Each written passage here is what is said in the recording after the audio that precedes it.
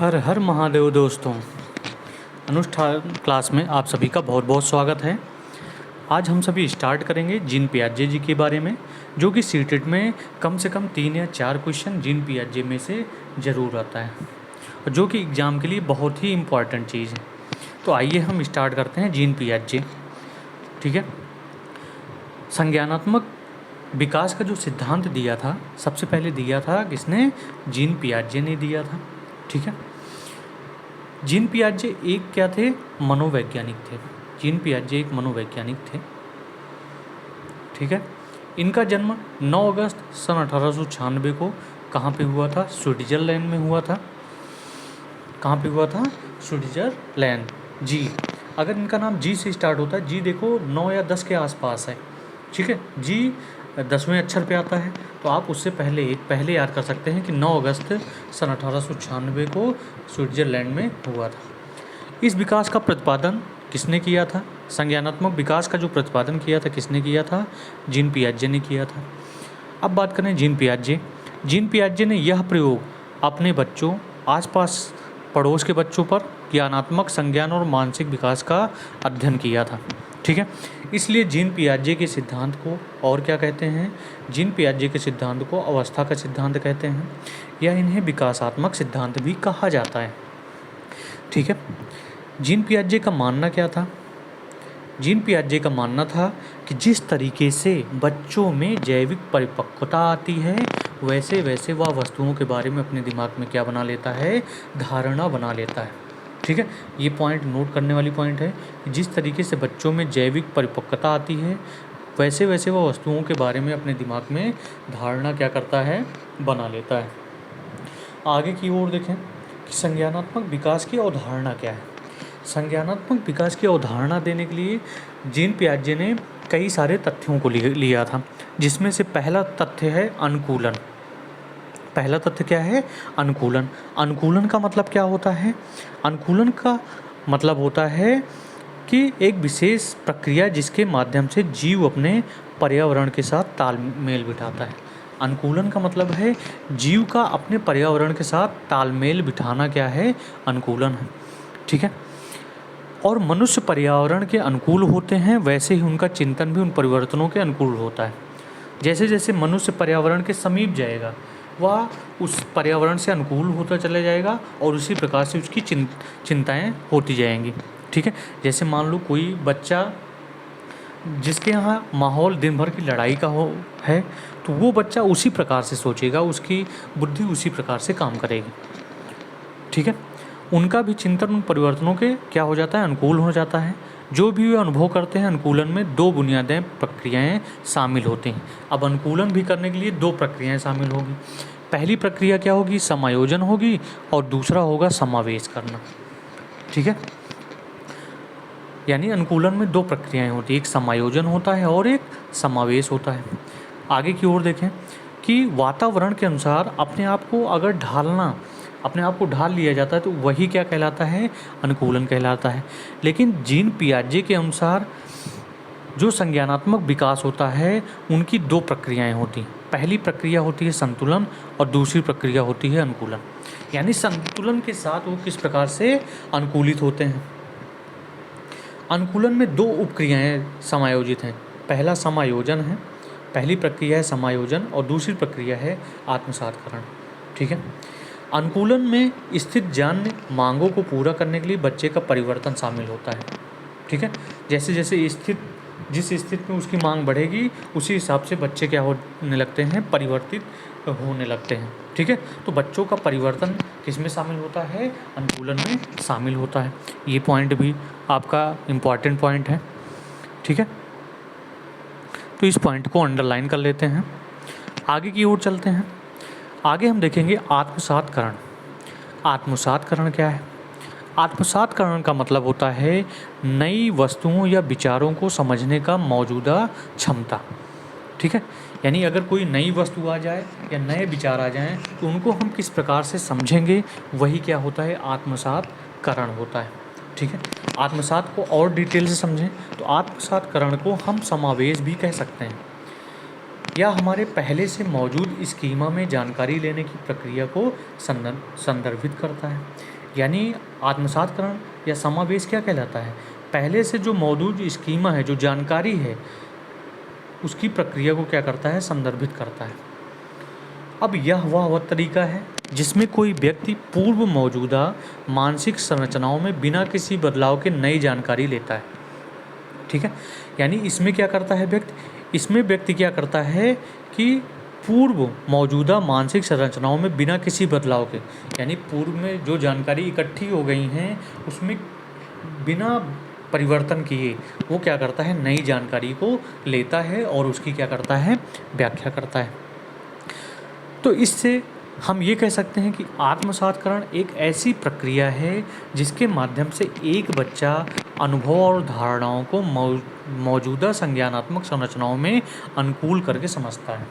ठीक है, यानी आत्मसातकरण में क्या करता है? बच्चा जो होता है अपने अनुभव और धारणाओं को मौजूदा संज्ञानात्मक संरचनाओं में क्या करता है? शामिल करता है, उसके अनुकूल बनाता है। मतलब जो जानकारी हमें पहले से थी उसके क्या बनाता है? अनुकूल।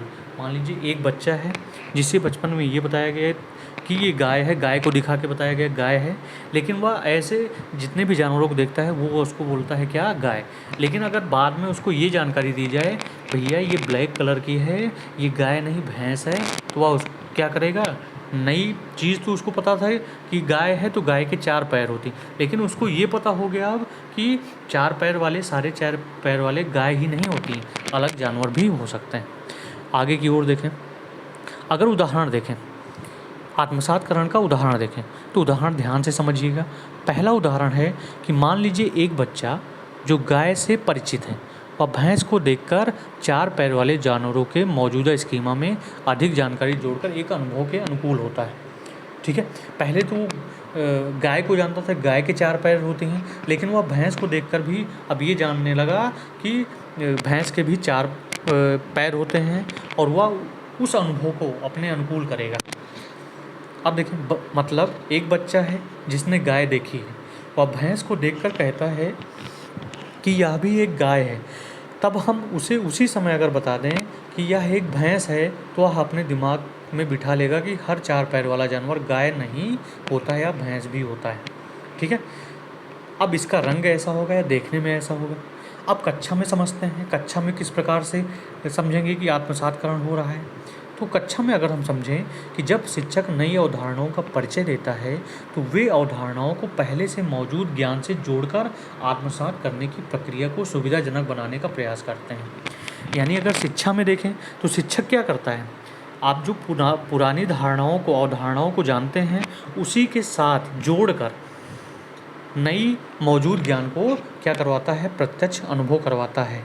ठीक है, तो ये पॉइंट आप ध्यान में रखिएगा। ठीक है, आगे की ओर चलें। अगला पॉइंट है समायोजन। समायोजन क्या है? समायोजन एक नई वस्तु के साथ संतुलन करने की प्रवृत्ति, मतलब नई वस्तु में अनुकूल होने के लिए किसी की समझ को क्या करता है? बदलना होता है।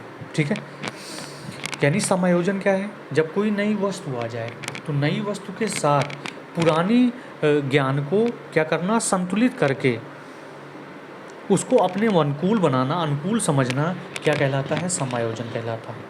ठीक है, इसका मतलब है समायोजन तब होगा जब किसी व्यक्ति को नई स्थिति का उत्तर देने के लिए मौजूद योजनाओं को बदलना चाहिए।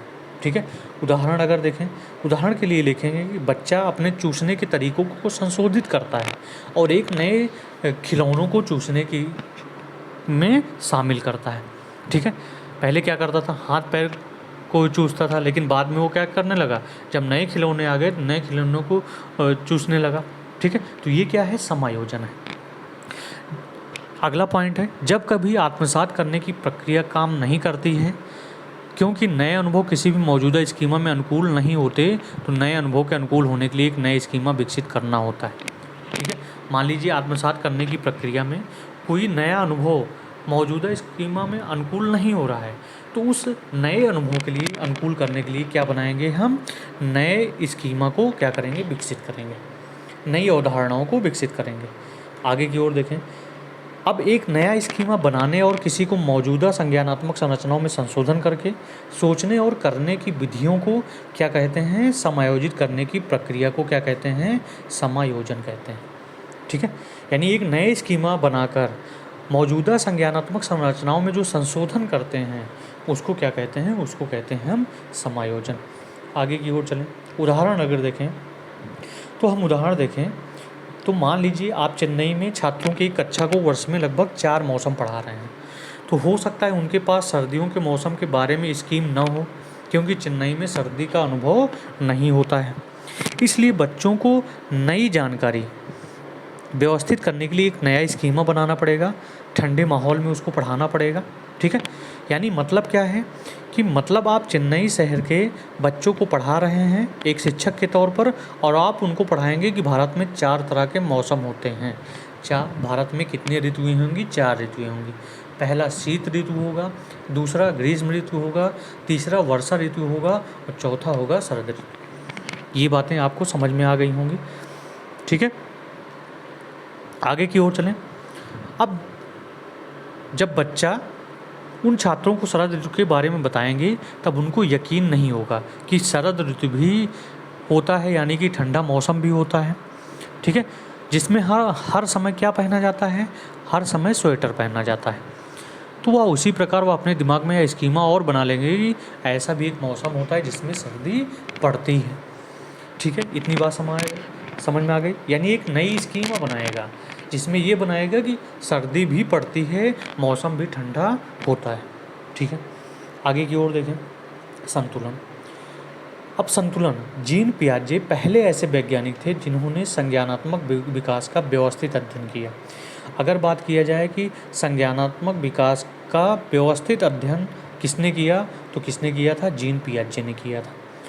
ठीक है, जीन पियाजे ने क्या किया, समावेश किया, आत्मसातकरण किया, और आत्मसातकरण में 2 चीज़ें, विधियाँ खोजी। एक समायोजन की विधियाँ और दूसरा किसकी विधियाँ, संतुलन की विधियाँ, जिसके माध्यम से बच्चे नए अनुभवों को पहले से मौजूदा अनुभूत संरचनाओं, धारणाओं, स्कीमा में क्या करती हैं, एकीकृत करती हैं, साथ में इकट्ठा करती हैं।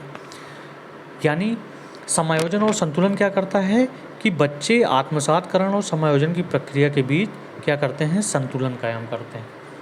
ठीक है, समझ में आया। यह किसने दिया था, यह सिद्धांत दिया था जीन पियाजे ने। अब बात आती है संतुलन कब होता है। संतुलन तब होता है जब एक बच्चा क्या करता है, पुरानी और नई धारणाओं और अनुभवों के बीच क्या बनाता है, सामंजस्य बनाता है, और जब उसकी योजना समावेश के माध्यम से नई जानकारी के समाधान क्या करती हैं, समाधान कर सकती हैं। यानी वो नई जानकारी का भी अब क्या कर रही हैं, समाधान कर रही हैं, तो उसको कहेंगे संतुलन की स्थिति। ठीक है, अब बात आती है असंतुलन की स्थिति कब पैदा होती है। अब असंतुलन हमें तब उत्पन्न होगी जब नई जानकारी मौजूदा मानसिक निरूपण में समावेश ना कर सके, आत्मसातकरण ना हो सके, तो उसको कहेंगे जीन पियाजे में असंतुलन की स्थिति। यानी संतुलन का मतलब है पुरानी धारणा में नई धारणाओं का सामंजस्य बनाकर नई जानकारी में समाधान करना। ठीक है, आगे की ओर चलें। इसके बाद आता है स्कीम्स। स्कीम्स क्या है, बार बार हम स्कीमा बोल रहे हैं। स्कीम्स क्या है, स्कीम है अनुभव या व्यवहार को संगठित करने की ज्ञानात्मक संरचना को क्या कहते हैं, स्कीम कहते हैं। अनुभव या व्यवहार को संगठित करने की जो ज्ञानात्मक संरचना होती है उसको कहते हैं स्कीम्स। क्या कहते हैं, स्कीम्स कहते हैं। नेक्स्ट पॉइंट देखें, स्कीमा क्या है, सबसे इम्पॉर्टेंट पॉइंट है। इस पर क्वेश्चन बहुत पूछा जाता है, स्कीम्स पर क्वेश्चन बहुत पूछा जाता है। स्कीमा क्या है, तो स्कीमा अगर हम देखें तो जीन पियाजे ने स्कीमा को बुद्धिमान व्यवहार का बुनियादी निर्माण खंड और ज्ञान को व्यवस्थित करने का एक रूप कहा। यानी जीन पियाजे ने स्कीमा को क्या कहा है कि यह बुद्धिमान व्यवहार और बुनियादी निर्माण खंड और ज्ञान को व्यवस्थित करने का एक रूप है। ज्ञान को व्यवस्थित करने का क्या है, ज्ञान को व्यवस्थित करने का एक रूप है। यानी स्कीमा क्या होती है, स्कीमा बुद्धिमान व्यवहार का बुनियादी निर्माण खंड है और ज्ञान को व्यवस्थित करने का एक रूप है।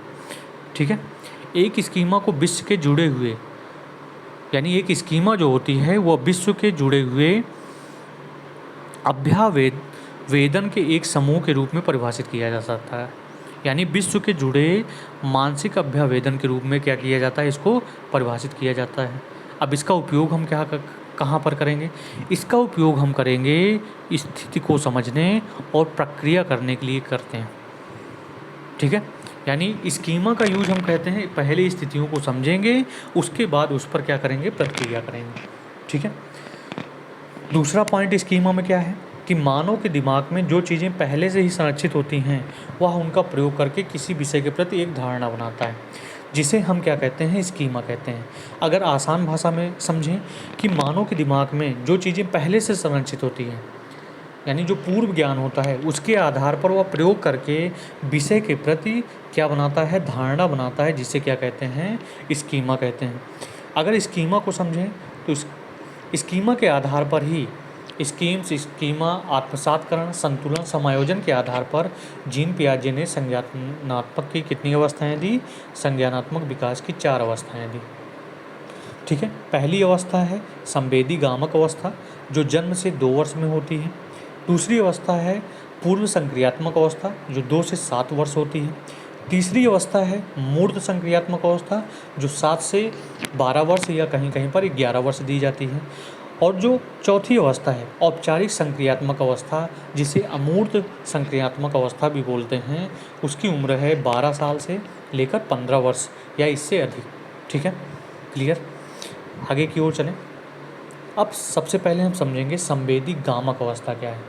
गामक का मतलब है जो गति करने के लिए सही हो, जो गति करने के लिए आसान हो, जो फील करने के लिए उपयोगी हो। ठीक है, यानी गामक में क्या करता है, जो शिशु होता है वह किसका प्रयोग करता है? वह प्रयोग करता है अपनी ज्ञानेंद्रियों के माध्यम से सीखने। जीन पियाजे कहते हैं कि जो बच्चा संवेदी गामक अवस्था में होता है वह अपनी ज्ञानेंद्रियों के माध्यम से सीखता है। त्वचा से सीखता है, कोई चीज़ गर्म हो, अगर गर्म चीज़ को छू लेता है तो क्या करता है, जल जाता है, दूसरी बार उस चीज़ को छूने का प्रयास नहीं करता है। ठीक है, इस अवस्था में अब बात करें, इस अवस्था में शुरू अपनी इंद्रियों के साथ साथ वस्तुओं के साथ शारीरिक संबंध का क्या करता है, उपयोग करता है, और दुनिया के बाद का क्या करता है, निर्माण करता है। जैसे उदाहरण समझें कि कुछ चीज़ें पकड़ने, खिलौने, जो उसने और कदम रखने जैसे शारीरिक संबंध का उपयोग करते हैं, वह अपनी ज्ञानेंद्रियों जैसे सुनना और देखना भी उपयोग करते हैं। जब बच्चा कोई चीज़ पकड़ने दौड़ता है, खिलौने को पकड़ने दौड़ता है, तो वह अपने कदम के साथ, ठीक है, यानी अपनी इंद्रियों के साथ सुनना और देखना भी क्या करता है, पसंद करता है। तो ये कैसी अवस्था होगी? संवेदी गामक अवस्था होगी। इस चरण की सबसे महत्वपूर्ण जो उपलब्धि होती है कि संवेदी गामक अवस्था में ही वस्तु अस्थायित्व का क्या आ जाता है, गुण आ जाता है। वस्तु अस्थायित्व का गुण, वस्तु अस्थायित्व यानी जो वस्तु देखेगा उसका अस्थायी प्रतिबिंब कहाँ पर बनेगा? बच्चे के मस्तिष्क में बनेगा। ठीक है, और ध्यान से अगर पढ़ें तो वस्तु अस्थायित्व का क्या मतलब है? वस्तु अस्थायित्व का मतलब है शिशु अपने दिमाग में वस्तुओं की छाप बनाना शुरू करते हैं, जिससे वह छपी हुई वस्तु को क्या करता है, ढूंढ लेता है। ठीक है, यानी कोई चीज़ देख लिया बचपन में तो वह वो चीज़ें उसको याद रहेंगी और उससे वह रिलेट करके उसको पढ़ेगा। ठीक है, इतनी बात समझ में आ गई। आगे की ओर चलें। आगे हम पढ़ते हैं पूर्व संक्रियात्मक अवस्था। पूर्व संक्रियात्मक अवस्था क्या है? पूर्व संक्रियात्मक अवस्था का अगर समय पीरियड देखें, स्टेज देखें, कब से शुरू होता है? 2 से 7 वर्ष में शुरू होता है। यह क्रिया करने से पहले की अवस्था है। इसमें बच्चा सामने वाले, ठीक है, इसमें बच्चा क्या करेगा?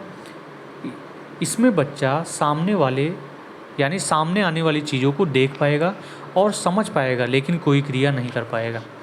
मतलब इस अवस्था में बच्चों के सामने कोई चीज़ तो आएगी, उसको देखेगा भी, लेकिन उसमें कोई क्रिया नहीं कर पाएगा। ठीक है, यानी जीन पियाजे के अनुसार पूर्व सक्रियात्मक अवस्था कैसी अवस्था है?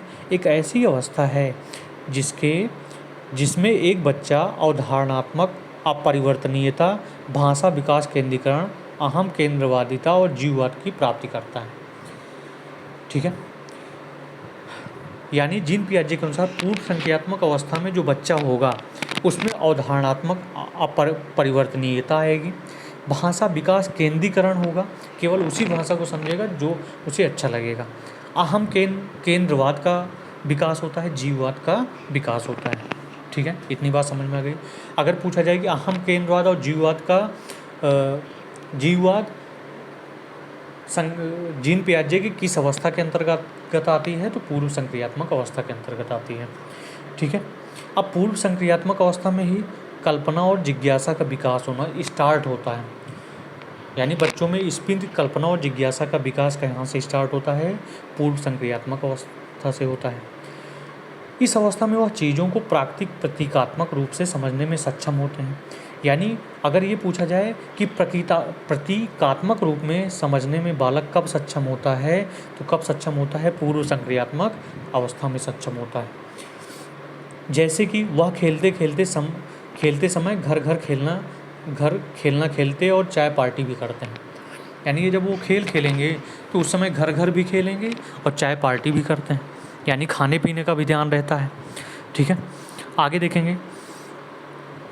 इस अवस्था में सोचना उदासीन है, दूसरों के दृष्टिकोण पर विचार नहीं करते हैं। इसमें गहन कल्पना के ओर कभी नहीं बढ़ते हैं। सोचते हैं, कल्पना करते हैं, लेकिन वो कल्पना अस्थाई नहीं रहता है। यानी बहुत देर तक किसी चीज़ पर कल्पना नहीं करते हैं, जो चीज़ें सामने आती है उसी को वैसा ही मान लेते हैं। ठीक है, समझ में आ गया पूर्व संक्रियात्मक अवस्था। आगे की ओर चलें। अब पूर्व संक्रियात्मक अवस्था में हमने जीववाद को देखा, अहम केंद्रवाद को देखा, अब परिवर्तनीयता को देखा। ठीक है, तो हम समझेंगे जीववाद क्या है। जीववाद अवस्था का मतलब है बच्चा सजीव और निर्जीव वस्तुओं में अंतर नहीं कर पाता है। यानी जो बच्चा होगा वो सजीव और निर्जीव वस्तुओं में अंतर नहीं कर पाएगा। ठीक है, जीववाद वह क्षमता है जो बच्चा सोचता है कि निर्जीव वस्तुओं में एक व्यक्ति का जीवन और भावनाएं और इरादे होते हैं। जीववाद में बच्चा क्या सोचता है? जीववाद में बच्चा सोचता है कि निर्जीव वस्तुओं में एक व्यक्ति की तरह जीवन और भावनाएं और इरादे होते हैं। ठीक है, क्या होती हैं? भावनाएं और इरादे होती हैं। यानी आप देखेंगे जब छोटा बच्चा गुड़िया के साथ खेलता है तो उसके कंघी भी करेगा, उसको खाना भी खिलाने का प्रयास करेगा। ठीक है, उसमें एक जीवन का अनुभव करता है। यानी बच्चे इस जीववाद में निर्जीव वस्तुओं में भी जीवन का अनुभव करते हैं और उसी के साथ खेलते रहते हैं, उससे बात करते रहते हैं। अब बात आती है अहम केंद्रवाद क्या है। जब बच्चा यह सोचना शुरू कर देता है कि वह जो कर रहा है, सोच रहा है, वह वही सब सोचते हैं और वही ठीक है। यानी अहम केंद्रवाद में क्या समझते हैं बच्चे ये सोचते हैं कि वह जो सोच रहा है वही सभी लोग सोच रहे हैं। मगर बच्चा सोच रहा है कि हमें खेलना है, तो बच्चे का मन है कि सभी जितने आसपास के लोग हैं वो सभी हमारे साथ खेलेंगे, लेकिन ऐसा नहीं होता है। ठीक है, ये पूर्व संक्रियात्मक अवस्था की बात है। अब परिवर्तनीयता क्या है? जैसे बच्चा वस्तुओं संख्याओं को जोड़ना तो सीख गया है, जैसे 4 में 5 जोड़ेगा तो 9 आएगा, लेकिन इसको पलटना अभी नहीं जानता है। ठीक है, पलटावी गुण नहीं आया है। ठीक है, तो उसको क्या कहेंगे आप? परिवर्तनीयता कहते हैं। जैसे 4 में 5 जोड़ेगा तो 9 तो आ रहा है, लेकिन उसी संख्या को अगर 5 में 4 जोड़ना है तब वह बच्चे उसको करने में क्या होते हैं? असमर्थ फील करते हैं। ठीक है, तो यही क्या है? आप परिवर्तनीयता है। आगे की ओर समझें। मुद्रा संप्रत्यय क्या है? मुद्रा संप्रत्यय क्या है? ठीक है, मुद्रा संप्रत्यय में हम भार, किसकी बात करेंगे? भार, ऊंचाई, दूरी आदि की धारणा की कमी इस अवस्था में होती है। यानी अगर बच्चे के सामने 100 के नोट रख देंगे और एक तरफ चिल्लर रख देंगे तो वह चिल्लर को ही उठाएगा, क्योंकि यह देखने में ज़्यादा अच्छे लगते हैं। ठीक है, तो यानी उसे भार, ऊंचाई और दूरी आदि की धारणा में क्या होती है? कमी पाई जाती है, जिसे क्या कहते हैं? मुद्रा संप्रत्यय कहते हैं। अगला है केंद्रीकरण। जब बच्चा किसी वस्तु की सारी विशेषताओं को छोड़कर केवल एक विशेषता, यानी सारी विशेषता को छोड़कर केवल एक विशेषता पर ध्यान देता है तो वह अवस्था क्या कहलाती है? केंद्रीकरण कहलाती है। जैसे अगर पेड़ की बात करें तो पेड़ में पत्तियां भी होती हैं, लेकिन अगर पेड़ में फल लगे हैं तो बच्चे को क्या दिखेगा? केवल फल ही दिखेगा, वो पत्तियों को, गुण को नहीं जानेगा। तो इसे क्या कहेंगे? केंद्रीकरण कहेंगे। आगे की ओर समझें। मूर्त संक्रियात्मक अवस्था। नाम से ही स्पष्ट है कि मूर्त का मतलब जो प्रत्यक्ष दिखाई दे। ठीक है, और ये अवस्था शुरू होती है 7 से 11 वर्ष। मूर्त संक्रियात्मक अवस्था में बच्चा सामने रखी हुई चीज़ों को देखकर कुछ ही देख कर ही कुछ कर सकता है, उस पर चिंतन शुरू करता है। यानी जब बच्चा 7 से 11 वर्ष में होगा तो अगर कोई वस्तु सामने आ गई तभी उसके बारे में सोचेगा और तभी उस चीज़ के बारे में क्या करेगा, चिंतन करेगा। ठीक है, यानी चिंतन तभी स्टार्ट करेगा जब उसके सामने कोई प्रत्यक्ष वस्तु उपस्थित हो। अब इस अवस्था में क्या होता है, इस अवस्था में आप पलटावी, जीववाद, मुद्राभार आदि की धारणा का गुण आ जाता है। मतलब वह जैसे 4 में 5 जोड़ेंगे तो 9 आएगा, तो उसका उल्टा भी करना सीख गया है। यानी 5 में 4 जोड़ेंगे तो 9 भी आ जाएगा। और ये किस अवस्था में होता है, ये होता है मूर्त संक्रियात्मक अवस्था में। वह अपने विचारों को दूसरे विचारों के साथ अंतर करने की क्षमता विकसित हो जाती है। मूर्त संक्रियात्मक अवस्था में क्या होता है, बच्चों के अंतर्गत वह अपने विचार और दूसरे के विचारों में क्या कर सकता है, अंतर कर सकता है। ठीक है, साथ में देखेंगे कि वह वस्तुओं को उनकी संख्या, द्रव्यमान आदि के आधार पर क्या करता है, वर्गीकरण भी करता है। मूर्त संक्रियात्मक अवस्था में ही उसे वर्गीकरण का क्या आता है, गुण पाया जाता है। ठीक है, आगे की ओर चलें। मूर्त संक्रियात्मक अवस्था में ही बच्चे वस्तुओं और घटनाओं के बारे में तार्किक रूप से सोचने की क्षमता अब विकसित होने लगी है। ठीक है, इसलिए बच्चों में क्या आ जाता है, बच्चों में आगमनात्मक तर्कणा आ जाती है। ये बहुत ही इंपॉर्टेंट टॉपिक है, आगमनात्मक तर्कणा। आगमनात्मक तर्कणा क्या है, यानी जब बच्चा उदाहरण के ऊपर आधारित होकर तर्क करने लगता है। ठीक है, जब बच्चा उदाहरण लेकर तर्क करने लगता है तो उसको बोलते हैं आगमनात्मक तर्कणा, जो कि बहुत ही इंपॉर्टेंट पॉइंट है और इस पर क्वेश्चन बहुत ज़्यादा पूछा जाता है।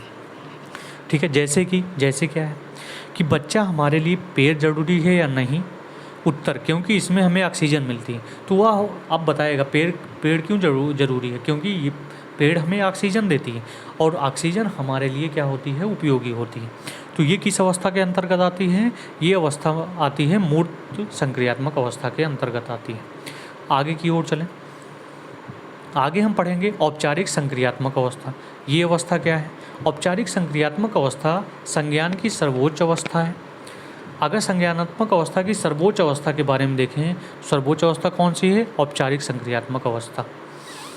यह अवस्था प्याजे के वर्गीकरण की चौथी अवस्था है और जो लगभग कब से शुरू होती है, 11 वर्ष से 15 वर्ष तक होती है। अब क्या आएगा, औपचारिक संक्रियात्मक अवस्था में क्या होगा, यह मूर्त संक्रियात्मक अवस्था के बच्चों को मुख्य रूप से इसमें 4 महत्वपूर्ण परिवर्तन होते हैं। पहला क्या होता है, पहला उसमें मानसिक प्रतिनिधित्व की क्षमता आ जाती है, दूसरा संरक्षण का गुण पाया जाता है, तीसरा वर्ग समावेश आ जाता है और वह बहुवर्गीकरण करना सीख जाता है। और यहीं पर गहन कल्पना करने की शक्ति का क्या भी विकास भी कहाँ से होता है, औपचारिक संक्रियात्मक अवस्था, जिसे अमूर्त संक्रियात्मक अवस्था कहते हैं, जिसे अमूर्त संक्रियात्मक अवस्था भी कहते हैं। ठीक है, ये बात समझ में आ गई। आगे की ओर चलें। अब अमूर्त संक्रियात्मक अवस्था में क्या होगा, बच्चे क्या करेंगे, अमूर्त और वैज्ञानिक चिंतन करने लग जाएंगे। ठीक है, सबसे महत्वपूर्ण यह संज्ञानात्मक अवस्था की सबसे महत्वपूर्ण अवस्था है, क्योंकि जहाँ पर क्या होता है, मानसिक क्षमताओं को अधिकतम स्तर तक विकास किया जा सकता है, जिसमें बच्चा काल्पनिक और निगमनात्मक तर्क के लिए क्या हो जाता है, सक्षम हो जाता है। यानी बच्चा अमूर्त अवस्था में ही कल्पना करना स्टार्ट करता है, निगमन करना स्टार्ट करता है और निगमनात्मक तर्क का भी क्या होता है, विकास हो जाता है। ठीक है, अमूर्त रूप से सोचने पर आसन ज्ञान और समस्या का हल करने की क्षमता भी आ जाती है। यानी वह अमूर्त रूप से चीज़ों के बारे में सोचेगा, समस्या का हल करना भी सीख जाएगा। ठीक है, तो इससे इसमें क्या विकास होगा, निगमनात्मक तर्कणा। आगमनात्मक तर्कणा कहाँ पर विकसित होती है, मूर्त संक्रियात्मक अवस्था में होती है। और निगमनात्मक तर्कणा कहाँ पर होती है, इसमें बच्चा नियमों के ऊपर तर्क करने लगता है, जैसे कि गणित के सवाल मन में ही हल करने लगता है, क्योंकि उसे क्या है, अब नियम पता है। आगे की ओर चलें। विकास के चरण के बारे में एक छोटे संक्षिप्त बातों की हम चर्चा करेंगे। संवेदी प्रेरक अवस्था जन्म से 2 वर्ष शुरू होती है, जिसकी मुख्य विशेषताएं क्या हैं। पहली विशेषता है इंद्रियों और क्रियाओं के माध्यम से दुनिया को क्या करता है, देखता है। जैसे क्या करता है, देखना, सुनना, छूना, बोलना और प्राप्त करना। इसी अवस्था में संवेदी प्रेरक अवस्था में वस्तु स्थायित्व का गुण विकसित हो जाता है। दूसरी बात क्या होती है, संज्ञानात्मक विकास की बच्चे की इंद्रियों और गति के उपयोग से शुरू होता है। यानी संज्ञानात्मक विकास जो शुरू होगा वो ज्ञानेंद्रियों द्वारा शुरू होगा, उसकी गति के करने के तरीके से शुरू होगा। आगे की ओर चलें, पूर्व संक्रियात्मक अवस्था। पूर्व संक्रियात्मक अवस्था क्या है, जिसमें हम चित्रों और शब्दों द्वारा वस्तुओं का प्रतिनिधित्व करते हैं। यानी संकेत के माध्यम से पूर्व संक्रियात्मक अवस्था में भी हम सीख लेते हैं, जो कि 2 से 7 वर्ष के बीच स्टार्ट होता है। ठीक है। सोच यहाँ पर क्या होगी, यहाँ पर सोच अहंकार केंद्रित होती है, यानी दूसरे के दृष्टिकोण को बिल्कुल ना के बराबर समझा जाता है, बिल्कुल समझा ही नहीं जाता दूसरा क्या बोल रहा है, क्या कर रहा है, उससे कोई मतलब ही नहीं है। इसमें कौन सी सोच विकसित होती है, इसमें प्रतीकात्मक सोच विकसित होती है। ठीक है।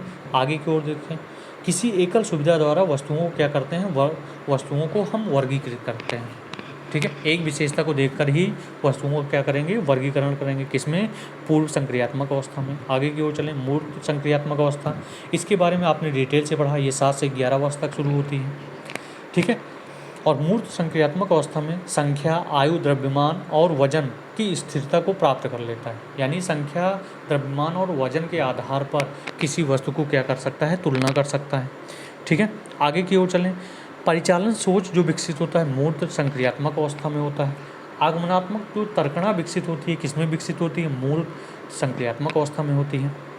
ठीक है।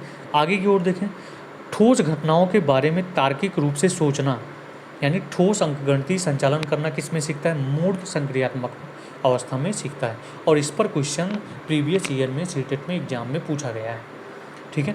आगे की ओर देखें, मूर्त संक्रियात्मक अवस्था, यह अवस्था 11 वर्ष से और उससे अधिक शुरू होती है। यानी 11 वर्ष से लेकर 15 वर्ष तक की अवस्था को माना जाता है, जिसमें क्या करना सीख जाता है बच्चा, काल्पनिक, भविष्य और वैचारिक समस्याओं से संबंधित हो जाता है।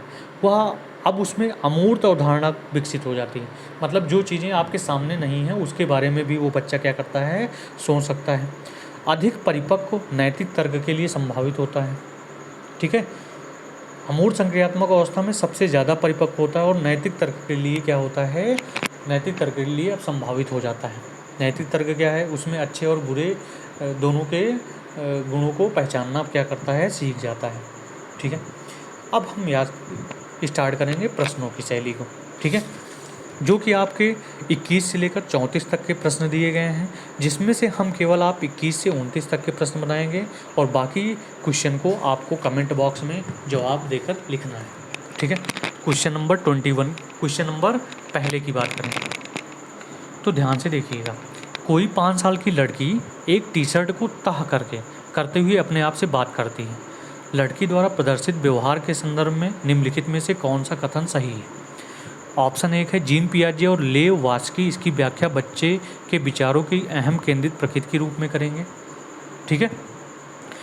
दूसरा ऑप्शन, जीन पियाजे इसे अहम केंद्रित भाषा कहेगा और लेव वास्की इसकी व्याख्या बच्चे के द्वारा निजी भाषा से अपनी क्रियाओं को नियमित करने के प्रयासों के रूप में करेगा। ठीक है। तीसरा ऑप्शन पूछा जाता है कि जीन पियाजे इसकी व्याख्या सामाजिक अन्योन क्रिया के रूप में करेगा और लेव वास्की इसे खोजबीन मानेगा।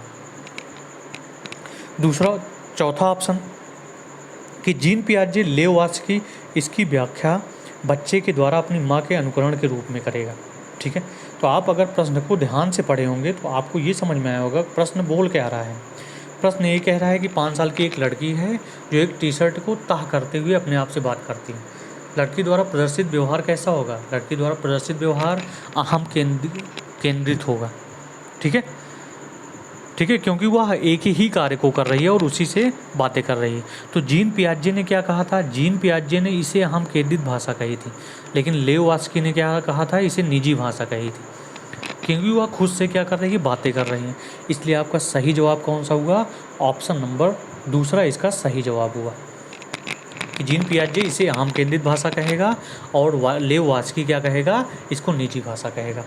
आगे की ओर देखें, क्वेश्चन नंबर 2।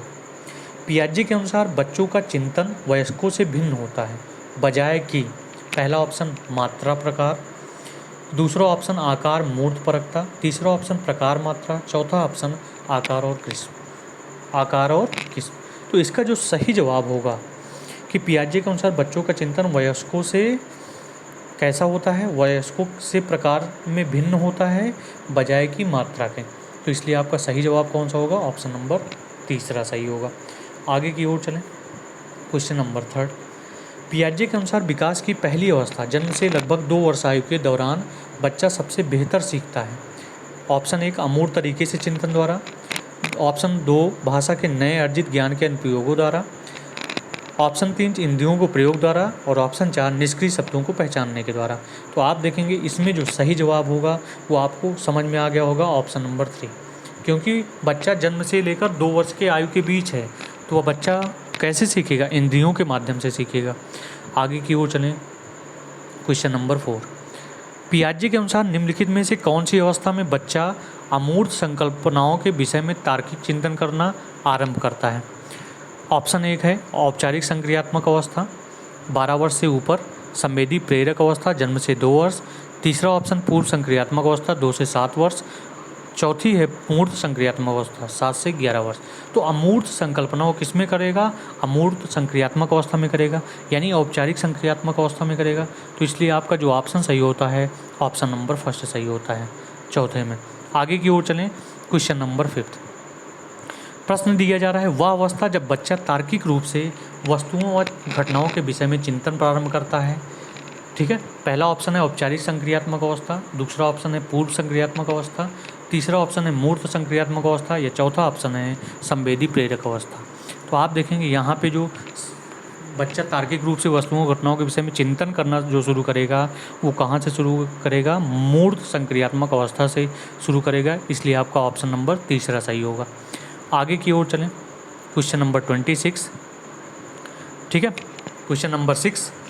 प्रश्न क्या है, पियाजे के अनुसार संज्ञानात्मक विकास के किस चरण पर बच्चा वस्तु अस्थायित्व को प्रदर्शित करता है। ऑप्शन 1 है मूर्त संक्रियात्मक चरण, ऑप्शन 2 है औपचारिक संक्रियात्मक चरण, ऑप्शन 3 है संवेदी प्रेरक चरण, या ऑप्शन 4 है पूर्व संक्रियात्मक चरण।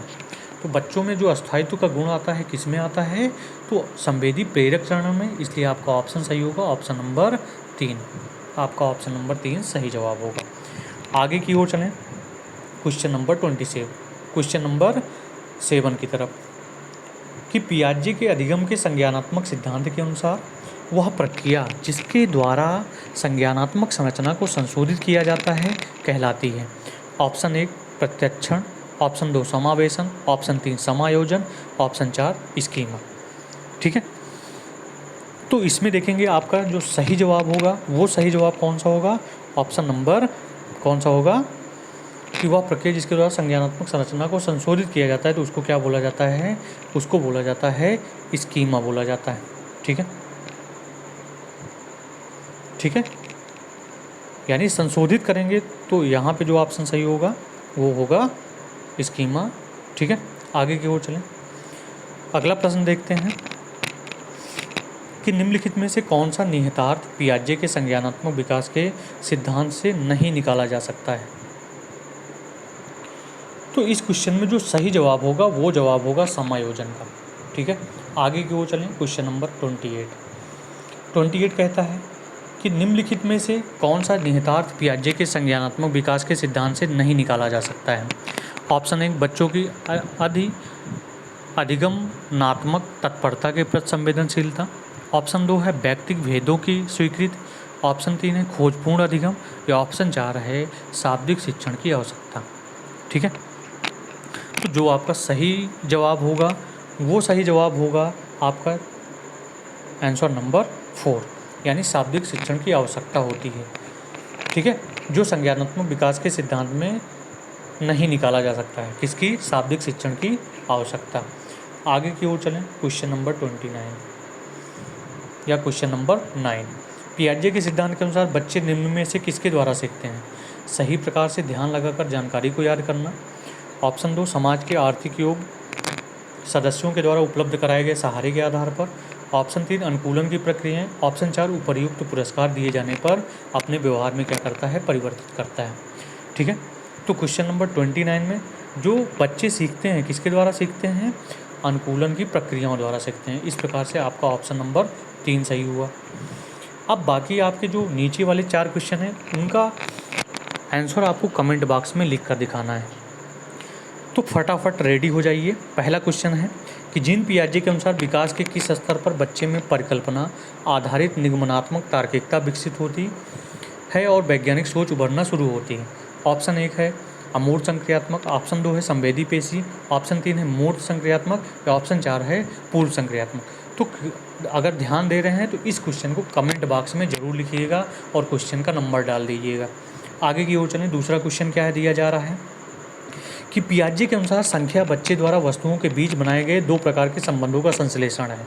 ये वे हैं ऑप्शन 1 क्रम और पदानुक्रम समावेशन, ऑप्शन 2 क्रम और प्रतिवर्ती, ऑप्शन 3 पंक्तिबद्धता और पदानुक्रम समावेशन, ऑप्शन 4 है पंक्तिबद्धता और संरक्षण।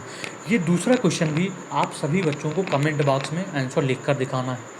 आगे की ओर देखें। क्वेश्चन नंबर 3 कि एक शिक्षक ने देखा कि उसकी कक्षा का 11 वर्ष का छात्र विभिन्न प्रकार के चतुर्भुज को भिन्न वर्गों में वर्गीकृत कर सकता है, परंतु उसे उपपद एक चतुर्भुज के अंतः कोणों का योग 360 होता है को समझने में कठिनाई हो रही है। बताइए जीन पियाजे की ज्ञानात्मक परिकल्पना के अनुसार छात्र किस अवस्था में है? मूर्त संक्रियात्मक अवस्था में है, कि औपचारिक संक्रियात्मक अवस्था में है, कि संवेदी पेशी अवस्था में है या पूर्व संक्रियात्मक अवस्था में भी है। तो इस क्वेश्चन को भी आप नोट डाउन कर लीजिए और इस क्वेश्चन का जवाब हमें कमेंट बॉक्स में मिलना चाहिए। ठीक है, आगे की ओर चलें। आगे की ओर हम देखेंगे क्वेश्चन नंबर 4। एक छोटी बच्ची, ठीक है, प्रतिदिन अपनी गुड़िया के कपड़े बदलती है। पियाजे के संज्ञानात्मक विकास के सिद्धांत के अनुसार इसे कहा जाता है। ऑप्शन 1 व्यवहारवाद, ऑप्शन 2 रचनावाद, ऑप्शन 3 मानववाद, ऑप्शन 4 जीववाद। तो इसमें से कौन सा सही जवाब होगा, इसको बेहतरीन तरीके से कमेंट बॉक्स में लिखकर आप सब बताइएगा। आगे की ओर चलें। क्वेश्चन नंबर 5, ठीक है, और ये इस सीरीज का लास्ट क्वेश्चन है। छिपी हुई वस्तुएं ढूंढ निकालना इस बात का संकेत है कि शिशु निम्नलिखित में से किस संज्ञानात्मक कार्य में दक्षता प्राप्त करने लगा है। ऑप्शन 1 है साभिप्राय व्यवहार में, ऑप्शन 2 वस्तु स्थायित्व में, ऑप्शन 3 है समस्या समाधान में या ऑप्शन 4 है प्रयोग करने में। तो इन 5 क्वेश्चन का आंसर आप कमेंट बॉक्स में क्रम से लिख कर दिखाइएगा। और अगर ये वीडियो आपको अच्छी लगी हो तो कृपया सब्सक्राइब करना ना भूलें। आप जितने अच्छे से सब्सक्राइब करेंगे उतने ही कॉन्फिडेंस से मैं आपको यहाँ पर चीज़ें प्रोवाइड करूँगा और वो एग्ज़ाम में बहुत ही इम्पॉर्टेंट होंगे। ठीक है, तो इसी के साथ मैं इस लेक्चर को यहीं पर क्या करता हूँ, एंड करता हूँ। आगे के लेक्चर हम बाद में स्टार्ट करेंगे।